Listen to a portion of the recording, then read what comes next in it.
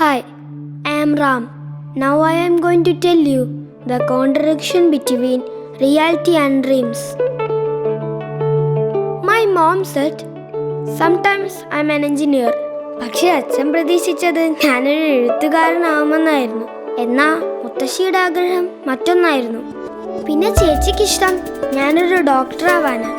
പക്ഷെ ആരോടും പറയാതെ ഒരു കുഞ്ഞാഗ്രഹം ഞാൻ എൻ്റെ മനസ്സിൽ സൂക്ഷിച്ചിരുന്നു.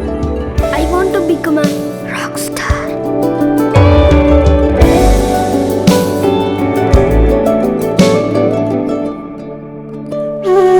പക്ഷേ എല്ലാം മാറി മറിഞ്ഞത് പെട്ടെന്നായിരുന്നു.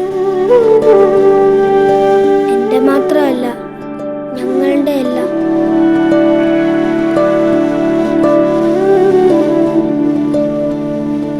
Maybe you can help us to achieve our dreams.